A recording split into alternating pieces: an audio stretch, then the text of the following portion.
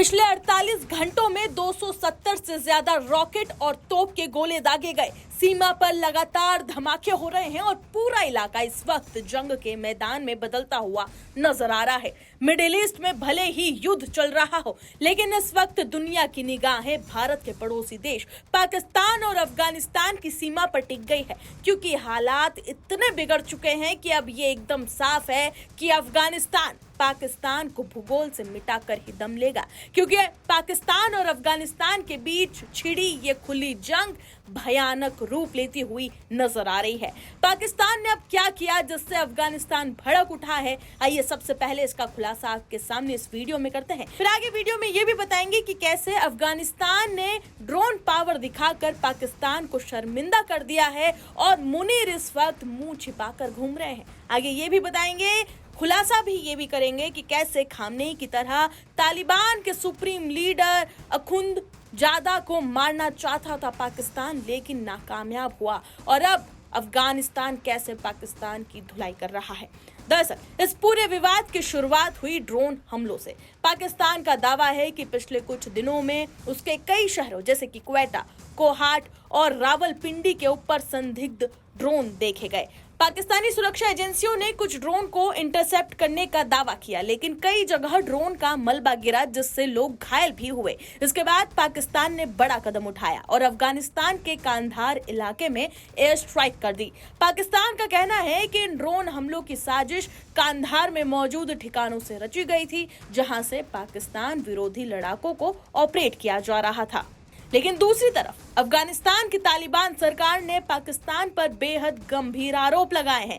काबुल का कहना है कि पाकिस्तानी जेट्स ने कांधार और काबुल के आसपास नागरिक इलाकों पर बमबारी की है, जिसमें कम से कम 6 लोगों की मौत और 15 से ज्यादा लोग घायल हो गए। इतना ही नहीं, तालिबान के प्रवक्ता जबीहुल्लाह मुजाहिद ने यह आरोप लगाया है कि पाकिस्तानी विमानों ने कांधार एयरपोर्ट के पास कम एयर के फ्यूल डिपो को भी निशाना बनाया, जिसका इस्तेमाल नागरिक और संयुक्त राष्ट्र की उड़ानों के लिए किया जाता है।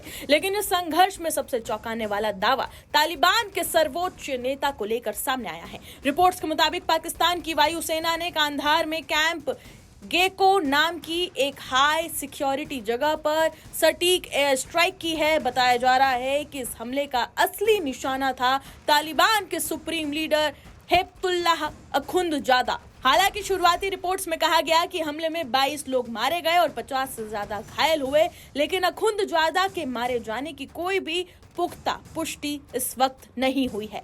सुरक्षा एक्सपर्ट्स का यह कहना है कि अखुंदजादा जमीन के नीचे बने बेहद सुरक्षित बंकरों में रहते हैं, जो भारी बमबारी भी झेल सकते हैं। इसी बीच इस संघर्ष ने एक नया मोड़ भी ले लिया है, जब अफगानिस्तान ने पाकिस्तान को ड्रोन पावर से जवाब देना शुरू किया। तालिबान का दावा है कि उसके ड्रोन पाकिस्तान के अंदर तक पहुंच गए, यहाँ तक कि इस्लामाबाद के पास सैन्य ठिकाने भी निशाने पर आ गए। इन हमलों के बाद पाकिस्तान में हड़कंप मच गया है। इस्लामाबाद का एयर स्पेस बंद करना पड़ा, एयरपोर्ट पर फ्लाइट्स रोकनी पड़ी और कई सैन्य ठिकानों पर रेड अलर्ट जारी करना पड़ा।